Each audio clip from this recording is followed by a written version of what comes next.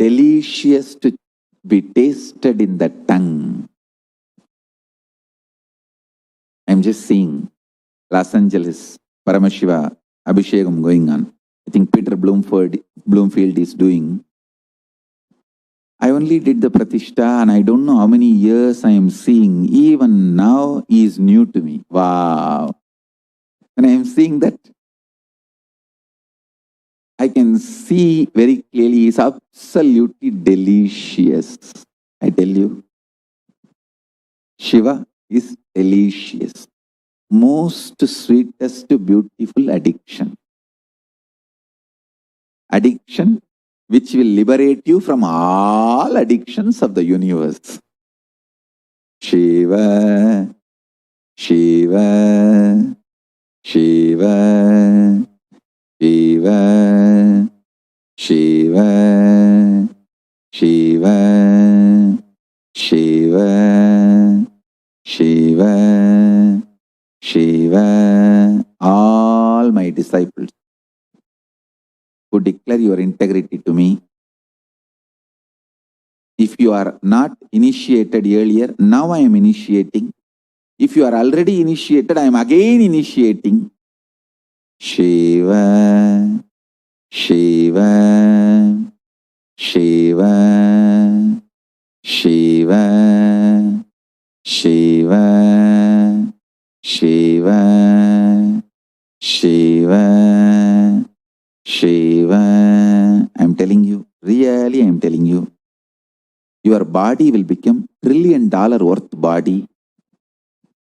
Just do this till December 14th. Shiva, Shiva, Shiva, Shiva, Shiva, Shiva, Shiva, Shiva, Shiva, Shiva. Listen, whole universe is vibrating now with this accelerated expansion. See, the universe's normal existence is Om and expandingness. Now, that expansion is accelerated. That the vibration of that acceleration is Shiva, Shiva, Shiva, Shiva, Shiva, Shiva, Shiva, Shiva, Shiva, Shiva. Understand? Now what I am talking is beyond your senses. The universe is vibrating as Shiva is beyond your perception. I know. It's a little difficult logically.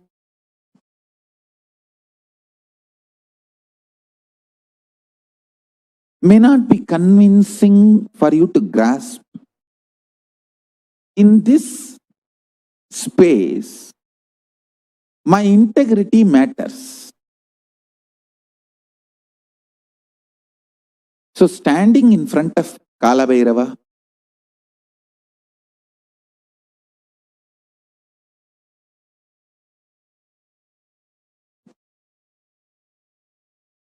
bowing down to Mahaganapati,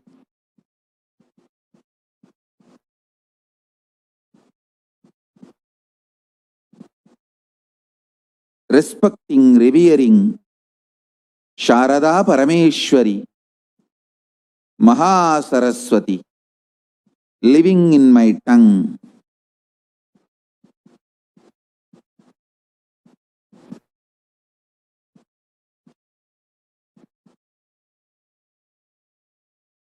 Bowing down to Paramashiva, who is manifesting through this body, being consciousness.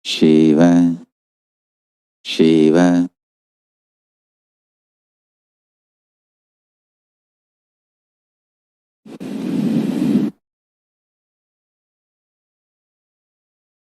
Shiva, Shiva, Shiva, Shiva, Shiva, Shiva, Shiva, Shiva, Shiva, Shiva, Shiva, Shiva, Shiva, Shiva, Shiva.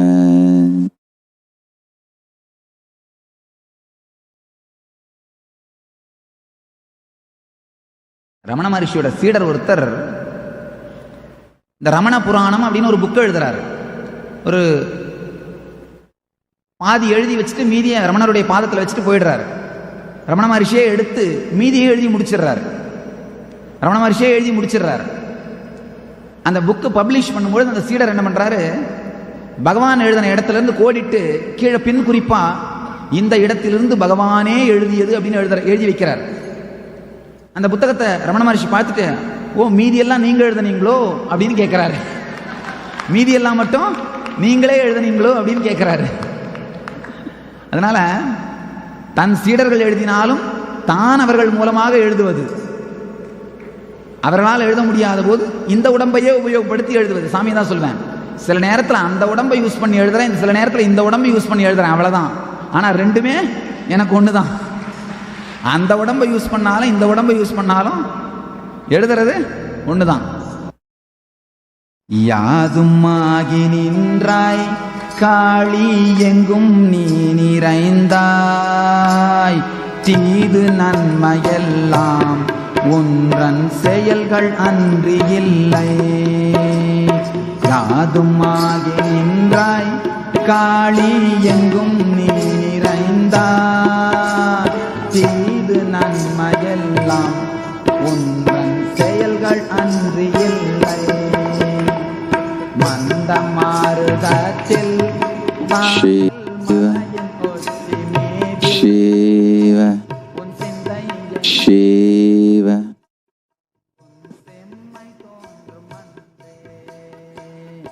எங்கள் மனதில் வந்தாய் நித்யா என்றும் நீ நிலைப்பாய், பொங்கும் ஆனந்த வெள்ளம் நித்யா புகுந்ததுடலின் உள்ளே. தாங்கி நிற்கும் சக்தி நித்யா தரைக்கு அர்ப்பணிக்க,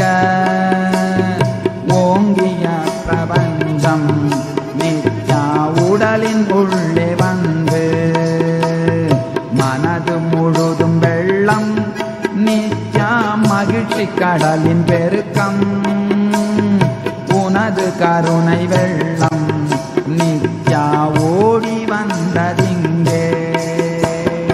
எங்கள் மனதில் வந்தாய் நித்யா என்றும் நீ நிலைப்பாய், பொங்கும் ஆனந்த வெள்ளம் நித்யா புகுந்ததுடலின் உள்ளே. சோதனைகள் ஏனோ நித்யா சொக்க தங்கம் இல்லையோ, சாதனைகள் புரிய நாங்கள் தக்கவராயில்லையோ. எங்கள் மனதில் வந்தாய் நித்யா என்றும் நீ நிலைப்பாய், பொங்கும் ஆனந்த வெள்ளம் நித்யா புகுந்ததுடலின் உள்ளே. எங்கள் மனதில் வந்தாய் நித்யா என்றும் நீ நிலைப்பாய், பொங்கும் ஆனந்த வெள்ளம் நித்யா புகுந்ததுடலின் உள்ளே. எங்கள் மனதில் வந்தாய் நித்யா என்றும் நீ நிலைப்பாய், பொங்கும் ஆனந்த வெள்ளம் நித்யா புகுந்ததுடலின் உள்ளே. எங்கள் மனதில் வந்தாய் நித்யா என்றும் நீ நிலைப்பாய், பொங்கும் ஆனந்த வெள்ளம் நித்யா பூந்தருளா ஆனந்த சரணா மகாதேவ சிவ சம்போனந்தனா மாய விநாசக மூஷிக வாகன மாய விநாசக மூஷிக வாகன மாதா மகேஸ்வரி பவானி நந்தனா மாதா மகேஸ்வரி பவானி நந்தனா மாதங்க வதனா ஆனந்த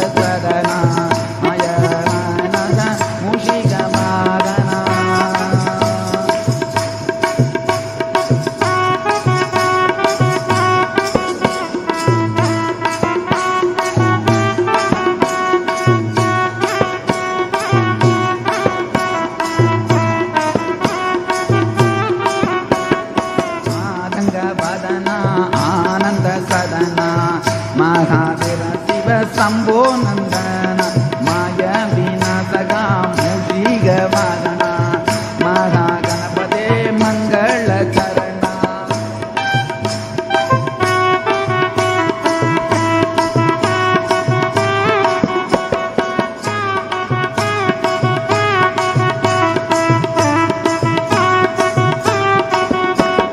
மாதங்க வதனா ஆனந்த சதனா மகாதேவ சிவ சம்போ நந்தனா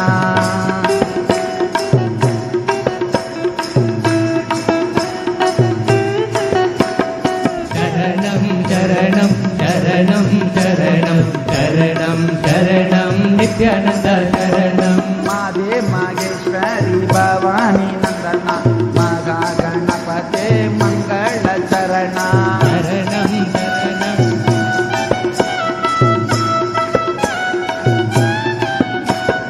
மாதங்க வதனா ஆனந்த சதனா மகாதேவ சிவ சம்போ நந்தனா சரணம் சரணம் சரணம் சரணம் சரணம் சரணம் நித்யானந்த சரணம் மாதங்க வதனா ஆனந்த சதனா மகாதேவ சிவ சம்போ நந்தனா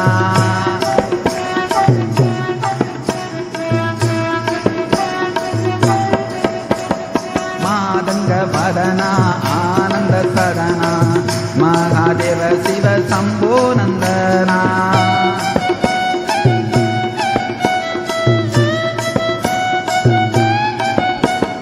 மாதா மகேஸ்வரி பவானி நந்தனா மங்கள கணபதே மகாச்சரணா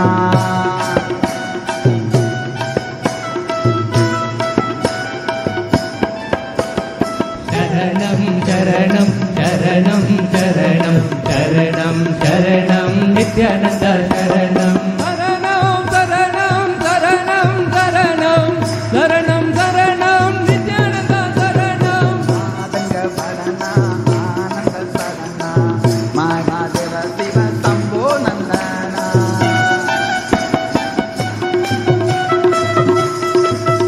Shiva, Shiva, Shiva, Shiva, Shiva, Shiva, Shiva, Shiva.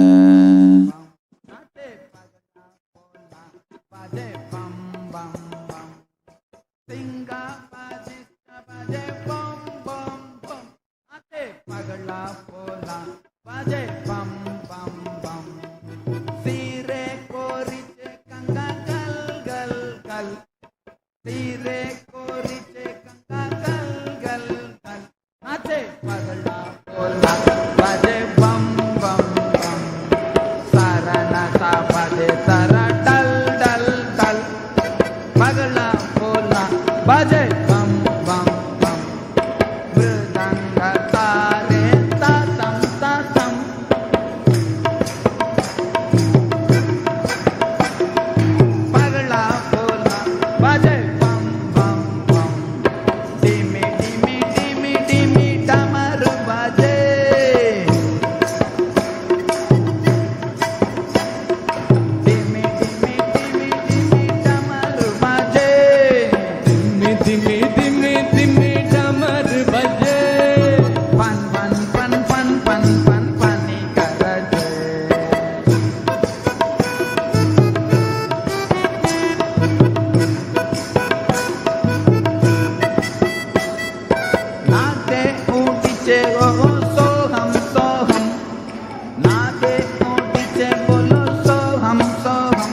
बाजे पगला भोला बाजे बम बम बम सिंगा वादिष्टे बाजे बम बम बम पगला भोला बाजे बम बम बम सीरे को रिचे गंगा कल कल कल चरणे चा बारे दरे तल तल तल मृदंगा तरे ताल तातम तातम पगला भोला बाजे बम बम बम डम डम डम डम नीर बाजे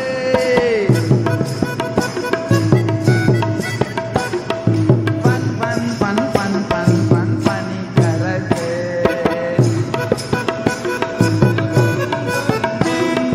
नित्यानंदा बोले हरे बम बम बम पगला भोला बाजे बम बम बम सिंगा बाजी से बाजे बम बम बम नादे ओठ से बोलो सोगम सोगम पगला भोला बाजे बम बम बम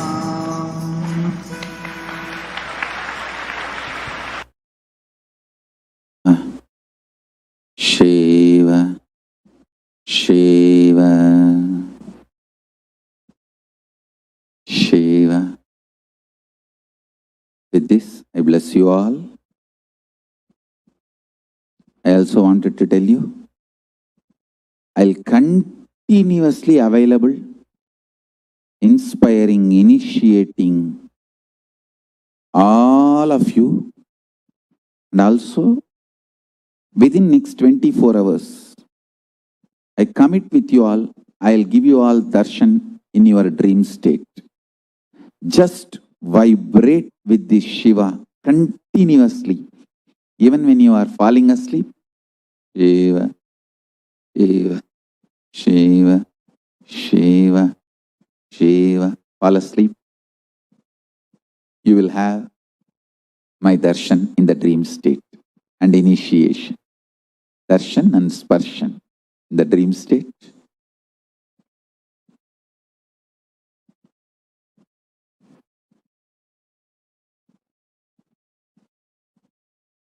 I have beautiful short presentation on E-Kailasa. This whole week I am going to be dedicating it to E-Kailasa, means inspiring all of you to live enlightenment intensely. Enjoy enlightenment. I tell you, life is for the people who get involved. I will support you to get involved. I have a beautiful video. Please enjoy it. Then I'll continue the satsang.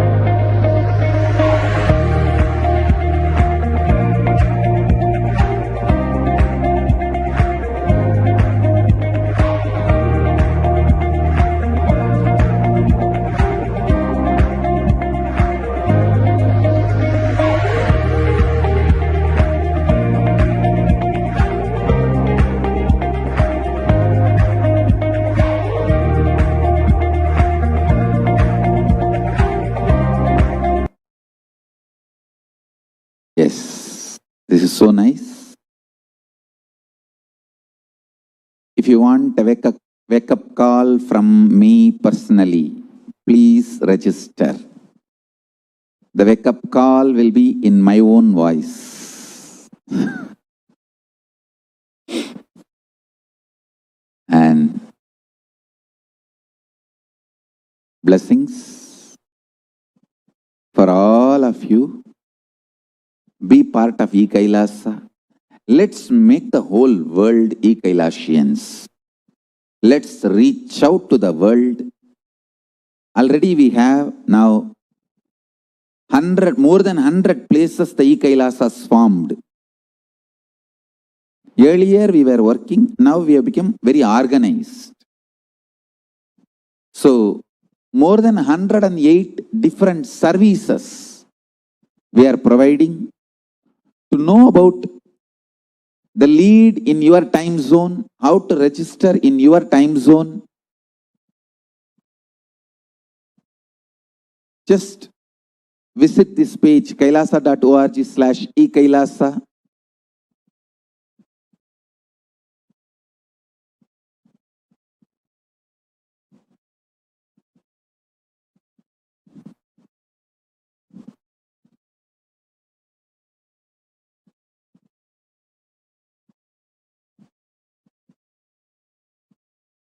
Welcome to enjoy and enrich both. So I have the list of services we are providing. Please see it. These are all the sign-up links for each services we are providing.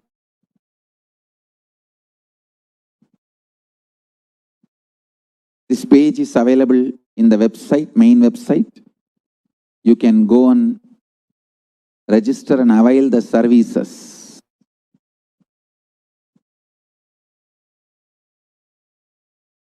And also I have the list of leads in your areas. You can reach out to them to make these services available. And if you want to be volunteering to be a lead, you are welcome to send an email. We can take this enlightenment science to the whole world. So, with this, I bless you all. Let's all radiate with integrity, authenticity, responsibility, enriching, causing, living Shuddhatvaita Saivam. The state, space, powers, being, superconsciousness of Paramashiva, Kailasa, and Kailasa of Paramashiva, Paramashivoham, Om Nithyananda Paramashivoham. The eternal bliss, Nithyananda. Thank you. Be blissful.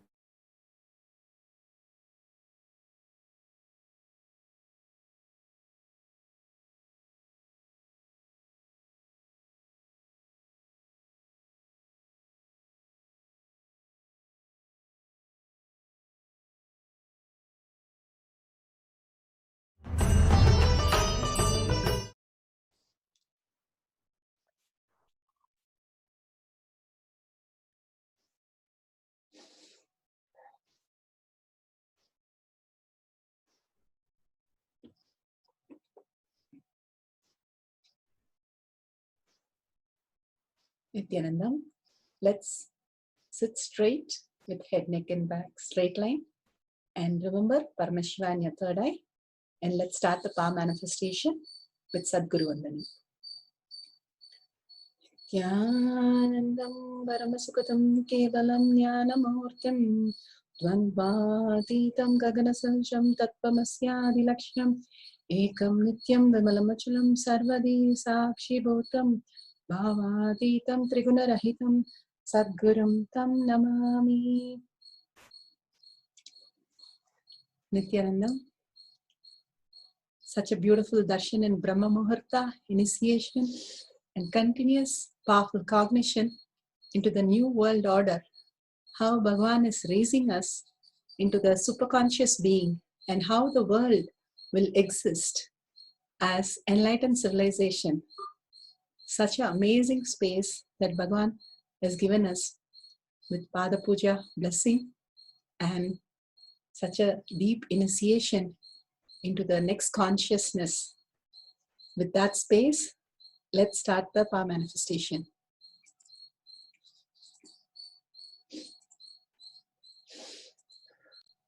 Let's go through the security measures.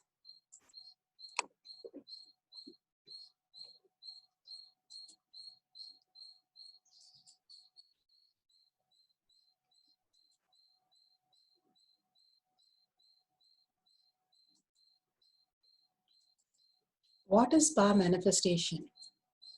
Power manifestation is nothing but a cognitive shift that can infuse powerfulness into any action or state that we are in. It raises the frequency of our body and mind to ultimate powerfulness, Turiya Tita. Again and again, Bhagavan reiterates how the old world order is collapsing and only consciousness is raising, and we are going to live as the enlightened beings. And he says so beautifully how we are developing the yogic body and doing the puja, connecting to Bhagavan and experiencing the space of Paramashiva. We are building the conscious muscle by doing the power manifestation, and which is going to be the way of existence in the conscious lifestyle. Each powerful cognition gives us a breakthrough in deeper and deeper understanding of that we are consciousness, and living as consciousness is the ultimate goal. Paramashiva, who is Paramashiva? Ajo Muha, beyond the form and formless, Avyakta and Vyakta, unmanifest and the manifest. He performs the Pancha Kritya, Shrishti, Sthiti, Samhara, Trobhava, Anugraha. Satyojata phase, the creation phase. Manifestation is manifested, manifestation is sustained, manifestation is regenerated, manifestation is pulled out delusion, and manifestation is liberated. Vamadeva phase, sustenance is maintained, sustenance is sustained, sustenance is regenerated, sustenance is pulled out of delusion, and sustenance is liberated. Samhara, the regeneration phase. Agora, regeneration is manifested, regeneration is sustained, regeneration is regenerated, regeneration is pulled out of delusion, and regeneration is liberated. Tat Purusha, the delusion is manifested, delusion is sustained, delusion is regenerated, delusion is pulled out of delusion, and delusion is liberated. Anugraha, the liberation. Ishana phase. Anugraha is manifested, Anugraha is sustained, Anugraha is regenerated, Anugraha is pulled out of delusion, and Anugraha is liberated. Paramashiva, who has come down, has His Divine Holiness Nithyananda Paramashivam. His Divine Holiness Bhagavan Nithyananda Paramashivam is a reviver of Kailasha, the ancient enlightened civilization, the great cosmic borderless Hindu nation. His Divine Holiness Bhagavan Nithyananda Paramashivam is an avatar from and is a supreme pontiff of Hinduism. His Divine Holiness Bhagavan Nithyananda Paramashivam has made the science of power manifestation yoga temple-based university for humanity. Sovereign order of Kailasha led by His Divine Holiness Bhagavan Nithyananda Paramashivam and Nithyananda order of monks, nuns, Hindu diasporas are working for the global peace to give the superconscious breakthrough to humanity. Nithyananda Hindu University, world's largest with extended campus in 150 countries, is collecting, organizing, preserving, time capsuling, decoding, spreading, reviving 20 million source book of Hinduism and 64 sacred arts, science like Ayurveda, music, dance, sculpting, astrology, Vastu, and many more. His Divine Holiness Bhagavan Nithyananda Paramashivam is 293rd Guru Maha Sannidhanam of Shamalapita Sarvanyapita, ancient apex body of Hinduism and present emperor of Suryavamsa Surangi Samrajyam. His Divine Holiness Bhagavan Nithyananda Paramashivam had the worst persecution of multiple assassination attempts on the person and character by anti-Hindu element. Bhagavan has given the greatest blessing, science of our manifestation to the humanity, which is authentic, time-tested, scientific, and foolproof. The Shastra Pramanas from Veda Agamas, the eternal, unchangeable truth revealed in the Hindu source scriptures. The Apta Pramanas, the Alvas, Rishis, Munis, Ganas, and Nayanamars and Siddhas, who are the authority of Hinduism, who are the scientists who have time tested and verified the science of power manifestation. Atma Pramanas. Atma Pramanas are the avatars who land on the planet Earth to give us a superconscious breakthrough to humanity. His Divine Holiness, Bhagavan Nithyananda Paramashivam, this millennium avatar, personal experience of power manifestation. Shakshi Pramana, or experience of millions of devotees, followers, initiated into the science of power manifestation by Bhagavan himself. The Shastra Pramana. The Shastra Pramana is from the Veda Agama, Vijnana Bhairava Tantra, Sutra 120, Dharana 95. For the power of consciousness over matter, silicon, is taken from the Vijnana Bhairava Tantra, Sutra 120, Dharana 95. Kvachid vastuni vinyasya shanai drishtim nivartayet tadjnanam chitta sahitam devi shunyalayo bhavet. Kvachid vastuni vinyasya shanai drishtim nivartayet tadjnanam chitta sahitam devi shunyalayo bhavet. So beautiful. Here, Bhagavan translates this Vijnana Bhairava Tantra, Sutra 120, Dharana 95. Having fixed one's eye on a particular object, Vastu, one should slowly withdraw the sight from the object, as well as slowly eliminate the knowledge of the object, along with the thought and the impression of it. So beautifully, Bhagavan described how now the samhara is happening, the regeneration is happening if we are constantly in the space of oneness, in the space of unclutching, in the space of complete completion. The regeneration happens and the consciousness, who we are, gets revealed.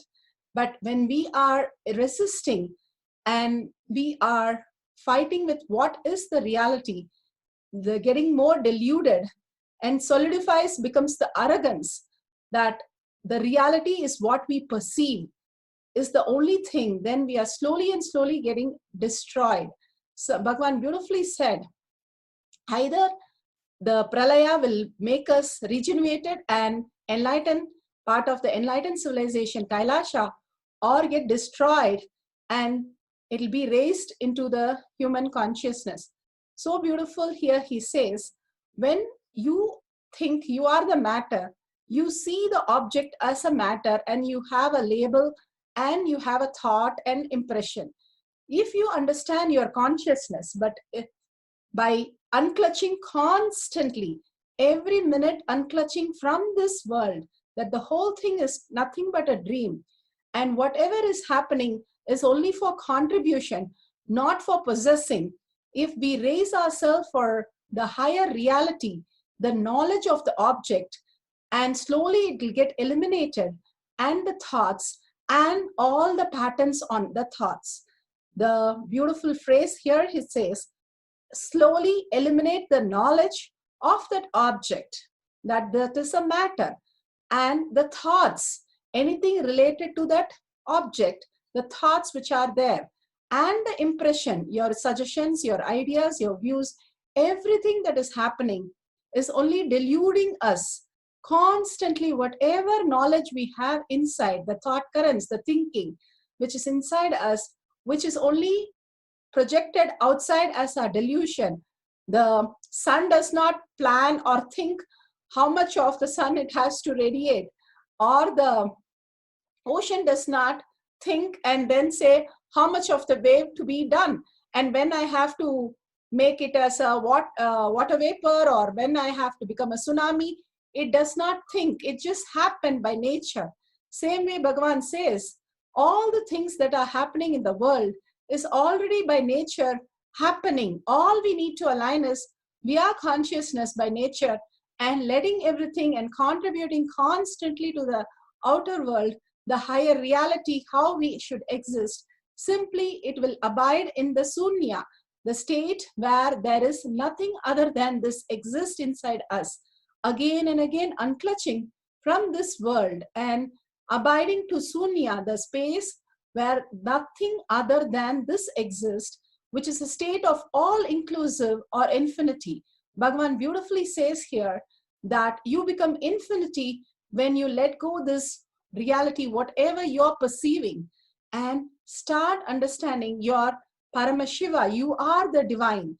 You are the space. You are the consciousness. So beautifully he has given in this sutra, the Apta Pramana, the greatest avatar, Ramakrishna Paramahamsar. He lived in such a beautiful way that he spoke to Kali, he had conversations, and he literally dressed her and fed her. And he used to live like Kali used to be a small girl.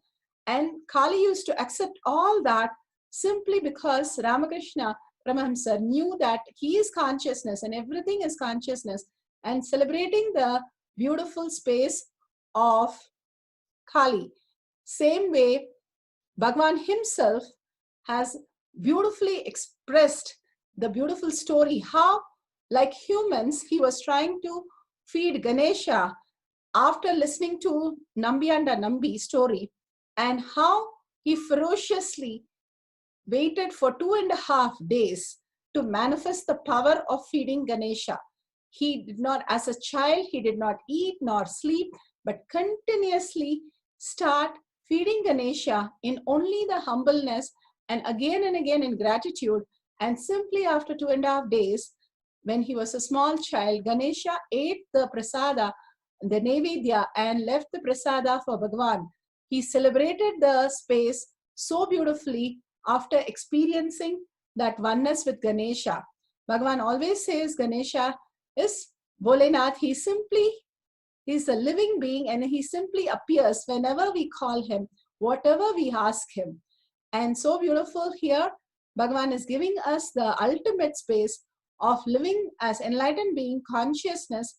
I am Paramashiva, and simply manifesting the reality. We have millions of devotee disciples, followers who have experienced feeding Ganesha. Here, many of them have beautifully expressed their gratitude to Bhagavan to experience Ganesha. Om Gan Ganpatiye Paramburale. When you chant the Mahavakya, simply he accepts the offering that you have. Here today we can take Ganesha deity. If you don't have Ganesha deity, you can take Atmamurti. You have the deity, Bhagavan's deity, or you have any other deity, or Bhagavan beautifully says, even you can make Ganesha out of turmeric and you can feed that Ganesha. Simply before any homa or any Hindu religious activities, they just make a mound and call it Ganesha. It's so simple to awaken Ganesha. He is always available and he is a living being. And you can have even the digital murti and you can feed the digital murti. Make sure you have a video recording, because all these moments are extremely beautiful when you start recording and play it again and again and you see. So make sure you're recording the whole thing, have a video, set up the Ganesha, have a plate, nice plate, and have a tissue paper on it, and have the Ganesha deity or any other deity. Make sure nothing is left under the deity. When you're feeding, there's no capillary effect of the deity leaking all the liquid in the bottom. Let's make sure there is nothing left after you finish feeding the deity. Make sure your camera focuses and shows that nothing was spilled or anything left under the deity in the plate. And everything is taken by Ganesha so beautifully, and we can experience the ultimate oneness. So let's prepare ourselves. Now, let's sit straight with your head, neck, and spine in a straight line. Paramashiva, who has come down as Bhagavan Nithyananda Paramashivam from Kailasha, Remember Paramashiva in your third eye. Bhagavan said so beautifully, 5 things you have to remember, and that's all is needed. Even one thing you can do in the 5, you will be simply liberated. The anugraha starts happening. He said absolute unclutching from the state to experience the state of Paramashiva. Again and again, understanding this world is a dream. It does not have anything to do with you. Whatever you're going through is only in your dream. Complete completion, making everything redundant and irrelevant. Whatever you're experiencing in this outer world or the inner identity gives you the space of Paramashiva. Bhagavan beautifully said the Shaktipata which happens, the oneness with Paramashiva, experience as powers of Paramashiva, and completely bhakti, tyaga, that Paramashiva is your only strength. And now declaring complete integrity that Bhagavan, to experience the being of Paramashiva, your higher identity as your reality. Again and again, consciousness is the only reality. Again and again, bring yourself to the awareness, bring yourself to the now. Again and again, bringing yourself to the now and awareness, you're bringing yourself to the conscious space. And clearly start declaring that Paramashiva, the now which is happening, is the only strength. Paramashiva will manifest through you. And chant the Mahavakya, continuously vibrating with Mahavakya. When you chant from your navel center, your Jatagni, which is offered by the mantra, simply opens the Dvidashanta, the power energy centers in your body, and connects to the cosmic energy center, making you manifest the powers. Constantly contemplate on what Bhagavan said. Remember Bhagavan in your third eye. Complete completion with all the outer world and any other appointment you have, except for Bhagavan. Completely in bhakti, surrendering, Shaktipada with Bhagavan, oneness with Bhagavan. Ferociously breaking the boredom and tiredness and completely surrendering in the space of Paramashiva, declaring, I am Paramashiva and that's my only strength. And chanting the Mahavakya, Om Nithyananda Paramashivoham. Now we'll play 10 minutes, the oneness capsule, and play the Mahavakya. Continuously start feeding the Ganesha. And finally, we will experience the space of oneness with Paramashiva. Let's start chanting Om Nithyananda Paramashivoham.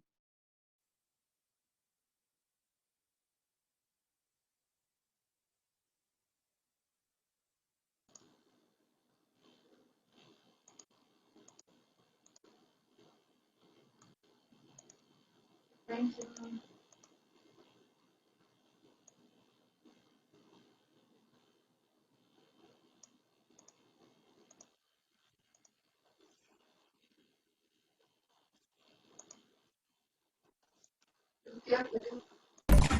Om Nithyananda Paramashivoham. Om Nithyananda Paramashivoham. Om Nithyananda Paramashivoham. Om Nithyananda Paramashivoham. Om Nithyananda Paramashivoham. Om Nithyananda Paramashivoham. Om Nithyananda Paramashivoham. Om Nithyananda Paramashivoham. Om Nithyananda Paramashivoham. Om Nithyananda Paramashivoham. Om Nithyananda Paramashivoham. Om Nithyananda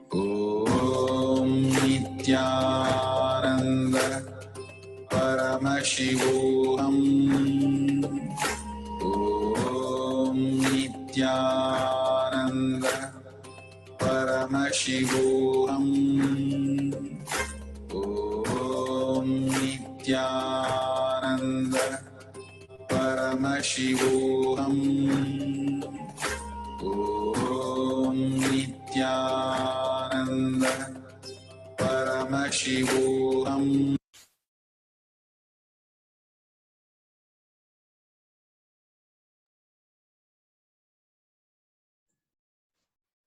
That's beautiful. Now, again, we'll set the whole thing, and you can give water, madhuparka, which is sweetened milk, or you can give some beautiful solid food also, if you're comfortable. Whatever you're comfortable and whatever your Ganesha is taking, you can feed the Ganesha. We're going to have one more cycle of this extraordinary experience. Any deity that you have, you can feed. Simply you will see that Bhagavan blessings, that they come and take the offering. So let's start the second round. Please make sure the plate is clean again. Whatever deity you have placed on the plate, make sure there is no spill happening on the plate or the tissue paper under the deity. So if you're giving offering to the digital murti, extremely beautiful. If you're giving Ganesha or any other murti, make sure there's no capillary effect or any of the spilling or droppings which is happening. Simply you experience the oneness with Paramashiva, just manifest as reality that Ganesha is taking the whatever you're offering, the Nevedya, and leaving the prasada for you. So let's start. Have the will persistence. We are going to live as conscious being, as consciousness, which is more true than what we are seeing in the outer world. Bhagavan again and again says, the dream is always much more irrelevant and much more in a smaller possibility, where when we wake up, we understand the dream, it is after all a dream. Same way, when we wake up from this reality, we'll understand that consciousness is more presence and more clear and more depth than what we experience as the outer world. Any self-doubt, any self-denial, any self-hatred, complete with that. Complete completion with your inner identity and outer identity. Completely unclutch from any identity that the whole thing is just a dream. Complete oneness with Paramashiva. Experience oneness Shaktipada. Bhagavan is the only real, and we experiencing the Shaktipada, the bhakti that happens continuously manifest as powers. Tyaga, that Paramashiva is your only strength. Now when you declare, you wake up to the higher reality, the higher identity of who you are, who is experiencing the whole, whatever is happening. You come to the reality with who you are and experience the ultimate oneness, that you came down to celebrate Paramashiva and experience Paramashiva. Now chant the Mahavakya, intensely chant the Mahavakya with a deep listening and the whole being vibrating with the Mahavakya. Again, make sure you are taking a video of the whole thing, clear the whole thing, and start recording again. Intensely connect to Paramashiva, and simply you'll see Ganesha taking all the offering that you're giving. Simply he has done it many times, and anytime you offer anything, Nevedyam, he will take it and bless us. So let's start the second round. Sit straight, continuously remember Bhagavan Paramashiva in your third eye, and only appointment with you and Paramashiva inside your inner space. Completely unclutched from the delusion, any delusionary arrogance. Complete with that it is irrelevant, it is redundant, it does not have anything to do with your life. The only thing which is real is you are Paramashiva, you are divine. Experience the higher identity that Paramashiva is your only strength, and simply chant the Mahavakya, Om Nithyananda Paramashivoham. Now we'll have another 10 minutes of Mahavakya and oneness capsule.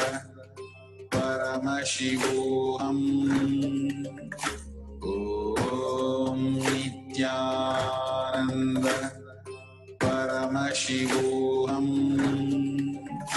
Om Nithyananda Paramashivoham. Om Nithyananda Paramashivoham. Om Nithyananda Paramashivoham. Om Nithyananda Paramashivoham. Om Nithyananda Paramashivoham. Om Nithyananda Paramashivoham. Om Nithyananda Paramashivoham. Om Nithyananda Paramashivoham. Om Nithyananda Paramashivoham. Om Nithyananda Paramashivoham. Om Nithyananda Paramashivoham. That's beautiful experience. If you're part of Paramashivoham program, please go ahead and update in HDH Bhagwan Nithyananda Paramashivam page. If you're part of Facebook or YouTube, please go ahead and update in tinyurl.com/power manifestation. Bhagwan beautifully said that only contribution is going to make us come out of delusion. He said very clearly, enriching and enreaching. That is the only way for us to raise to the next consciousness space. Bhagwan has beautifully made us experience, cognize, but once we take this experience to the outer world and reach out to millions, only then we are going to raise to the new conscious space. So don't miss sharing with the world in tinyurl.com/power manifestation. Again and again, go ahead and tell everybody how you are Paramashiva, you are the divine, and you are manifesting oneness with Paramashiva and manifesting, feeding Ganesha with the Nevedyam that you're offering, and how beautifully you have experienced the great space, state, and powers and superconsciousness of Bhagwan, Paramashiva. Again and again, enrich and cause others to higher reality. When you cause everybody to higher reality, you are liberated. Causing is liberation. The Panchakritya happens when we start aligning to all the steps that Bhagwan is giving in a simple way. So make sure you're sharing your powerful cognition, and even the little bit that you're manifesting, go on sharing in the social media. Again and again, when you share your experience, you'll open into the higher reality that you are Paramashiva, you are manifesting your life. Such a beautiful space that Bhagwan has created for all of us to experience. With that, let's surrender all the powerful cognition and power manifestation to Bhagwan's lotus feet. Again and again, when we surrender to Bhagwan's lotus feet, all that we know, simply we raise to the higher reality. So with a deep seeking and gratitude, ask Bhagwan to make this consciousness, I am Paramashiva, as your existential reality. And with that deep unclutching, the Mahavakya and constant remembrance of Bhagwan in the third eye, simply we'll be liberated and part of the enlightened civilization. So with that space, let's end the session with the Purna Mantra. Om Purnamada Purnamidam Purna Purnamudashyate Purnasya Purnamataya Purnameva Vashishyate Om Shanti Shanti Shanti. Hari Om Tat Sat Sarvam Bhagavate Nithyananda Paramashivam Padakaarpanamastu. Om Nithyanandam. Thank you for participating today in the power manifestation. Be there, sharing with your friends and family for the next Kailash Kotiyat session, manifesting more powers. Thank you, Nithyanandam.